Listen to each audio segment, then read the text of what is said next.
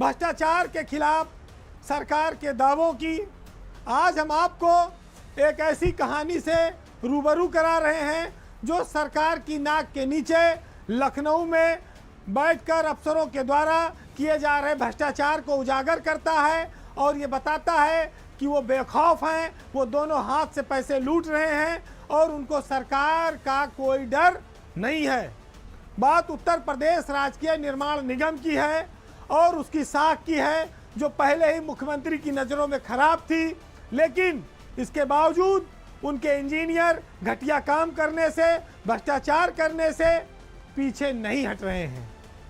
इंजीनियरों के जो भ्रष्टाचार की छाप है उसको मिटाने की जिम्मेदारी एमडी योगेश पवार ने खुद ले रखी है, क्योंकि चारों ओर से जब माल हलोर रहे हो तो फिर जिम्मेदारी भी सब पाप को ढकने की तुम्हारी हो जाएगी। यूपी आरएनएन का मामला इतना हैरान करता है कि आप सुनकर दंग रह जाएंगे। बात उत्तर प्रदेश के सबसे प्रतिष्ठित और अंतर्राष्ट्रीय स्तर पर ख्याति प्राप्त लखनऊ के केडी सिंह बाबू स्टेडियम की है, जहां पर इंजीनियरों ने बहुत बड़ा घोटाला कर दिया। यानी कि उन्होंने केडी सिंह बाबू के नाम को भी नहीं छोड़ा, उन्हें भी नहीं बख्शा। उत्तर प्रदेश में स्मार्ट सिटी परियोजना के तहत लखनऊ में केडी सिंह बाबू स्टेडियम के ऊपर 50 करोड़ रुपया खर्चा किया गया एक अंतर्राष्ट्रीय स्तर का स्टेडियम बनाने के लिए, ऑल वेदर स्विमिंग पूल बनाने के लिए, ट्रैक बनाने के लिए। आजकल आप जानते हो मंत्री जो जैसे काम आता है उसके साथ ठेकेदार भी भेज देते हैं। अब पीडब्ल्यूडी का उपक्रम है यूपी निर्माण निगम, जिसको इस स्टेडियम में काम करने का ठेका दिया गया। और पवार साहब की आप देखिए कि ना कोई टेंडर ना फेंडर, और वही डीसीयू पैटर्न पे सरकार की आंख में धूल झोंक कर काम कराया जा रहा बिना टेंडर के अपने चहेते ठेकेदारों से। ऑल वेदर स्विमिंग पूल जो बनाया गया अंतर्राष्ट्रीय स्तर का, उसका काम अधूरा है, उसमें सीपेज आ रहा है, पानी में गंदी मिट्टी और बालू आ रहा है और पैसा पूरा खर्च हो गया। 20 करोड़ से ज़्यादा रुपया योगेश पवार के इंजीनियरों ने केडी सिंह बाबू स्टेडियम के तरलताल स्विमिंग पूल में लगा दिया, खा गए। अब मरम्मत कैसे हो, हैंडओवर कैसे हो, मरम्मत के लिए पैसे नहीं बचा, इंजीनियर खा के निकल गए और योगेश पवार साहब डकार मार के बैठे हैं।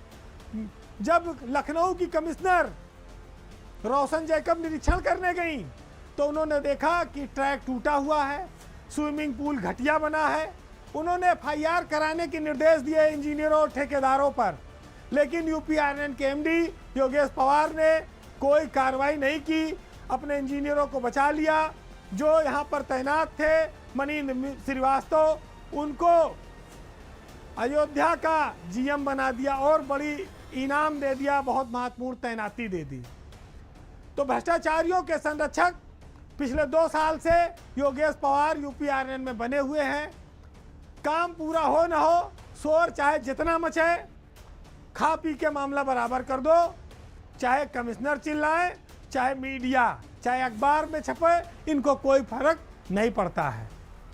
अधूरा निर्माण पड़ा हुआ है, पैसा हजम हो चुका है और लोग मौज कर रहे हैं। इंजीनियर स्टेडियम का भ्रष्टाचार खुलेआम हर चीज़ की गवाही दे रहा है, लेकिन जिम्मेदार लोग कार्रवाई करने को तैयार नहीं हैं। सब कुछ ऊपर से नीचे तक सेट है। तो जब सरकार की नाक के नीचे इस तरह के भ्रष्टाचार होंगे और बिना टेंडर के, बिना जेम पोर्टल के, बिना ई टेंडरिंग के काम ठेकेदारों को मनमाने तरीके से दिए जाएंगे तो मोटा माल और कमीशनखोरी भी होगी और उसी का नतीजा है ये सब घटिया निर्माण, टूटी फूटी चीज़ें। कमिश्नर तो देख आई हैं, खेल मंत्री भी देख लें और योगेश पवार तो सब जान ही रहे हैं। तो जब सरकार की नाक के नीचे ये लोग ऐसा कर रहे हैं तो ये लखनऊ के बाहर क्या करते होंगे इसका अंदाज़ा लगाइए। सरकार के ये दावे झूठे साबित कर रहे हैं कि सारे काम टेंडरों से होते हैं, खुली निविदा से होते हैं, पूरी दुनिया में, हिंदुस्तान में बैठा हुआ कोई व्यक्ति टेंडर डाल सकता है, ले सकता है। ये सब यूपी आरएनएन में नहीं चलता, ये सब केडी सिंह बाबू स्टेडियम में नहीं चला है। ये सब फ्रॉड किया गया है और इंजीनियरों ने मिल के किया है, बिना टेंडर के काम बांटे हैं। इनको सजा होनी चाहिए। यूपीआरएन के एमडी का बहुत जल्दी रिटायरमेंट होने वाला है, लेकिन रिटायरमेंट से पहले वो कई पुश्तों के लिए इंतजाम कर लेना चाहते हैं। अब ये सब ईडी सीबीआई पता नहीं कहाँ सोई रहती हैं, इन लोगों का कोई हाल खबर नहीं लेती। भैया करोड़ों करोड़ों अरबों अरबों रुपया कमा के बैठे हो, कहाँ जाएगा। फिलहाल ये खबर इसलिए महत्वपूर्ण हो जाती है कि इस समय पीडब्ल्यूडी में कोई मिनिस्टर नहीं है। अफसरों के हाथ और खुल गए हैं, वो और बेखौफ हो गए हैं लूटने में।